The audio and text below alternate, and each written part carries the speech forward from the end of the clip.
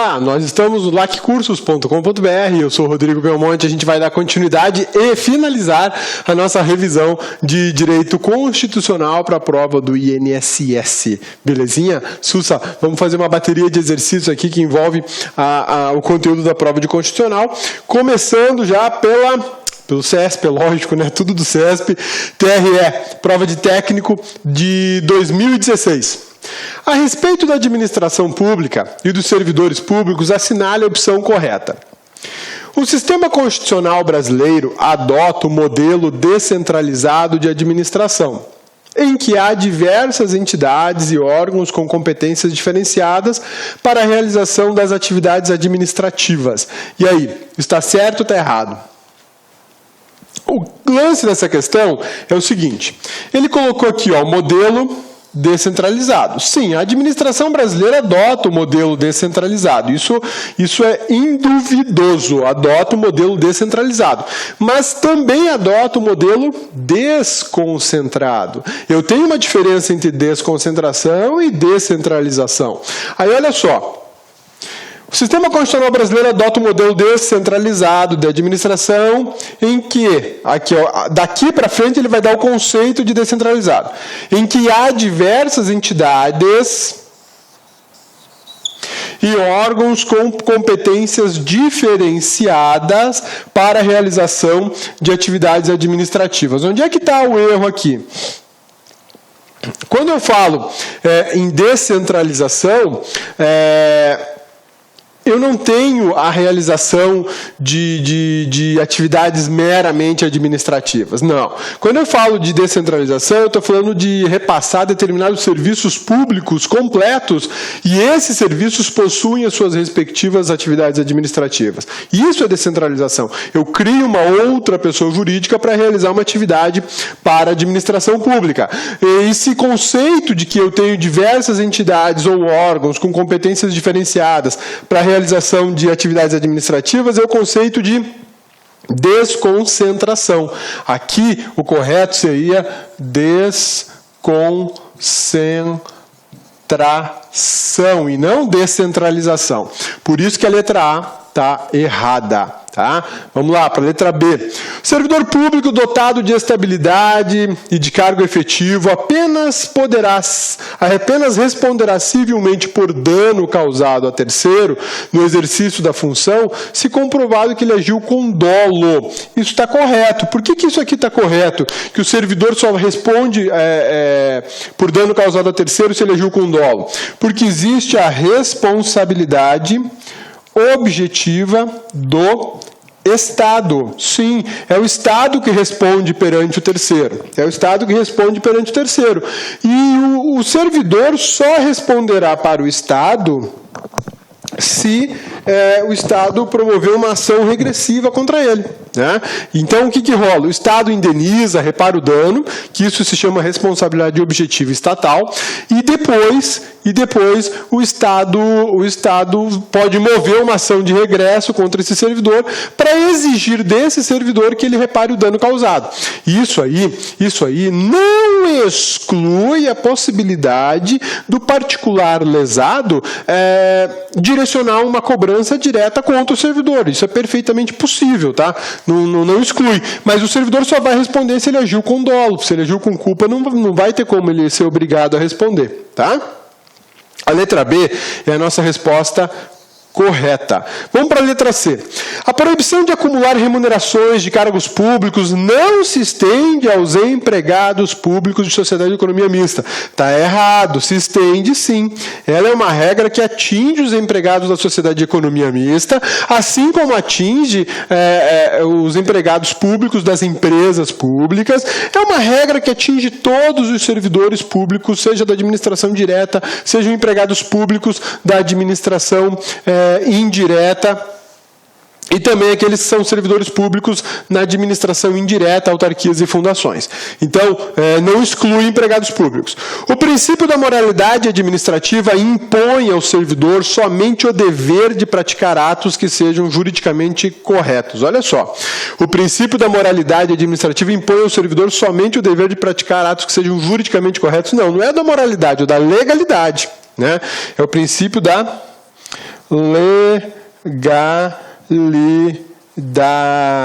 princípio da legalidade. Esse princípio, sim, exige e impõe ao servidor público que haja de forma correta, de forma legal. Então, não é aqui para a moralidade. Também tem que agir de forma moral, não dá para esquecer, né?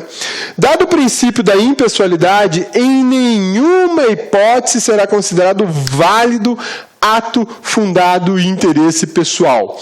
A gente estudou bastante aqui na revisão, no curso completo para o INSS, que o princípio da impessoalidade, ele necessariamente tem que estar presente em todos os atos administrativos. E aí eu tenho uma banca que me pergunta o seguinte: dado o princípio da impessoalidade, em nenhuma hipótese será considerado válido, fundado em interesse pessoal? Errado. Por que está errado? Pô, cabeça, mas tem o princípio da impessoalidade, tudo bem. Mas quando você está no serviço público e pede férias, o interesse é de quem? Da administração ou é teu? É teu, o interesse é pessoal, você quer sair de férias. Quando você solicita uma certidão, o interesse é de quem? É teu, exclusivamente teu. Quando você pede informações de caráter exclusivo e se elas são negadas, autoriza você a juizar um habeas datas.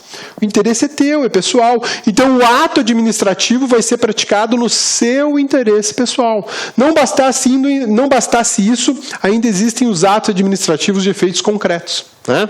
Belezinha? Sussa, a letra E é E de errada também. Vamos conferir a nossa resposta aqui. Olha lá, letra B. Letra B é a nossa respostinha bacana, né? Maravilha? Vamos para frente? Outra do CESP, aliás, todas são do CESP, mas é outra de 2016, também do TRE, para técnico administrativo, né? Eu tomei o cuidado de selecionar questões que fossem de técnicos, né, de cargos compatíveis com o cargo que você vai disputar uma vaga aí na prova do INSS. Né? A respeito dos direitos e garantias fundamentais, assinale a opção correta. Então, vamos lá. Os direitos sociais, econômicos, econômicos e culturais são atualmente classificados como os direitos fundamentais de terceira geração? Não, de forma alguma. Direitos sociais, eles são chamados de direito de segunda geração ou segunda dimensão de direitos humanos, não são de terceira geração. Os de terceira geração são os direitos difusos, coletivos, não tem nada a ver com sociais, econômicos e culturais. Esses são direitos de segunda geração, tá bom? Letra A. Tá errada. E os direitos de primeira geração são os direitos civis e políticos, que eu falei que são os direitos egoístas, né? Letra B. O direito ao meio ambiente equilibrado e o direito à autodeterminação dos povos são exemplos de direitos classificados como os de segunda geração. Negativo. Negativo. Estes, sim, são os de terceira geração, né? O CESP brinca com a gente, né? Ele coloca a resposta da questão anterior, da alternativa anterior na alternativa seguinte, né? Então, o que eu tenho aqui? Até uma dica do CESP, né? Ele faz o seguinte, ó. Aqui eu coloquei terceira, mas na verdade terceira vai encaixar na opção de baixo. Isso aí é a pessoa que monta as provas que tem essa sistemática, não sei por que razão. Nem sei se é por acaso, mas enfim, acaba acontecendo, né? A Comissão Parlamentar de Inquérito tem autonomia para determinar busca e apreensão em domicílio alheio, com o objetivo de coletar provas que interessem ao poder público? Vamos lá. Primeira coisa. CPI, Comissão Parlamentar de Inquérito, ela pode determinar busca e apreensão? Pode sim. CPI pode sim determinar busca e apreensão, quanto a isso você fique tranquilo. O fato é que a busca e apreensão determinada por uma CPI não pode acontecer em residências, porque inviolabilidade do domicílio. Lembra lá do artigo 5º, inciso 12 ou 11, né? A casa é inviolável, ninguém nela podendo penetrar. Então, esse ninguém nela podendo penetrar inclui aí a CPI. A CPI não pode entrar na casa alheia, exceto se houver autorização do morador. Então, a CPI não pode determinar busca e apreensão em domicílio. Ela pode determinar a busca e apreensão em órgão público. Ela pode determinar busca e apreensão no local público. Isso ela pode fazer. Agora, no domicílio alheio, ela não pode fazer. Quem é que pode determinar uma busca e apreensão na casa do alheio? Só o juiz. O juiz pode. O juiz pode, né? Então, olha só, a letra A está errada, a letra B está errada e a letra C também está errada. Letra D, a entrada em domicílio sem consentimento do morador é permitida durante o dia e a noite, desde que haja autorização judicial. Olha só, uma das formas de invadir a casa do alheio, né, é por ordem judicial. Sim, por ordem judicial eu posso entrar, mas não pode ser em qualquer hora. A ordem judicial é só durante o dia, durante a noite não rola. A Constituição é muito clara, durante a noite não rola essa autorização para ingresso na casa do alheio, né? Tá bom? A doutrina moderna classifica os direitos civis e políticos como direitos fundamentais de primeira geração. Até que, enfim, letra E é a nossa resposta correta, né? A letra D está errada, porque não pode ingressar na casa alheia à noite, mesmo que você tenha ordem judicial. E a letra E é a nossa resposta correta, porque direitos civis e políticos são direitos humanos de primeira geração ou de primeira dimensão, conforme a doutrina classifica, né? Olha lá, letra E, a nossa respostinha correta. Beleza? Maravilha? Sussa, tranquilos? Então vamos em frente que tem mais coisa para a gente resolver, mais questãozinha de prova para a gente resolver, né? Você viu que estranho o CESP fazendo questão de prova de alternativa? Pois é, mas o CESP também faz. A maioria das provas deles são assim, né? De certo ou errado para você dizer se o item está certo ou está errado, né? Então vamos lá. Prova de 2006, DPU. Para todos os cargos, essa questão caiu para todos os cargos do concurso da Defensoria Pública da União. A respeito dos direitos e das garantias fundamentais previstos na Constituição Federal, julgue o item que segue. Tá bom, vamos lá então.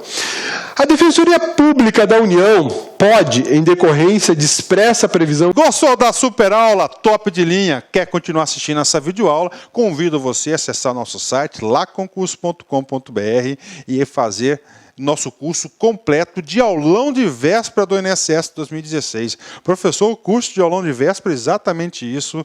Nós aqui do Lá Concurso, nós resolvemos inovar, nós resolvemos fazer algo diferente, algo que realmente vai te ajudar nessa reta final da sua preparação para o INSS 2016. Então, nós montamos um aulão de véspera muito especial para vocês, em duas partes, 2 blocos. Nós temos aí em torno de 45, 50 horas somente de exercício da banca do CESP, é o primeiro bloco, eu vou apresentar para vocês os professores já já, e o segundo bloco, que é um suporte pedagógico de teoria dos principais assuntos que o CESP costuma cobrar, ou seja, é um mini curso, é um aulão de véspera para aqueles alunos aí de reta final, aqueles alunos que começaram a estudar um pouquinho atrasados e, claro, também para aqueles alunos que já estão estudando e quer dar aquele up na sua preparação nessa corrida do INSS 2016, tá certo? Ó, vem comigo aqui. Olha, aqui no Lá Concursos é o seguinte, meus amigos, aqui é o melhor custo-benefício da internet. Você pode pesquisar, pode procurar, conferir, comparar aí, pode fazer isso que você vai chegar a uma conclusão. Este super aulão de véspera, por apenas R$ 79,90. Professor, quando que ficará disponível? Nesse exato momento, nós temos já 140 horas aí disponível para vocês. Claro que a gente vai majorar essa carga horária ainda, você pode ter certeza, e nós iremos disponibilizar todas as videoaulas, preste atenção, até 10 dias antes da prova. Professor, por quê, professor? Porque aulas de aulão de véspera é um tesouro. Tá? Por quê, professor? Porque o professor ele foca na prova, já tem uma data certa, então ele vai se inspirar naquilo que acha que pode ser cobrado, que é mais importante. Então, o que acontece? Nós disponibilizamos com antecedência para que você assista 1, 2, 3, 4 vezes, quantas vezes você quiser, que esse conteúdo vai ficar na sua cabeça e lá no dia da prova vai ser só felicidade. Prazo de acesso, 70 dias, você pode assistir quantas vezes quiser. Carga horária prevista desse super curso de aulão de véspera, olha só, mais de 150 horas. Eu digo mais porque tenho certeza que nós iremos ultrapassar 150 horas aí o nosso aulão de véspera, que está em gravação ainda. Banca do CESP, prova dia 15/5. Professor, como é que está a estrutura do aulão? Está o seguinte, olha só. Nós temos aqui um super reforço pedagógico em direito previdenciário. Tá? Para isso, temos 3 grandes mestres para vocês. Professora Adriana Menezes, não preciso apresentar para vocês, aí, professora top de linha. Vai lá, coloca no Google Adriana Menezes, assiste algumas aulas demonstrativas que você vai se convencer da capacidade e da excelente profissional que é a professora Adriana Menezes. Nossos amigos lá da Bahia, professor Ítalo Romano e professor Flaviano, fazendo aí uma bateria de correções de exercícios da banca do CESP. Temos informática, que costuma pegar muita gente. Essa revisão aqui de informática do Marcelo Leal são em torno de 6 horas e 30 minutos. E essa revisão do Leal aí, eu falo para vocês, cara, tá muito pontual. Cheguei a assistir algumas aulas. Essa aqui você tem que assistir, cara. 1, 2 vezes aí para chegar lá na prova de informática, você fechar a prova, hein?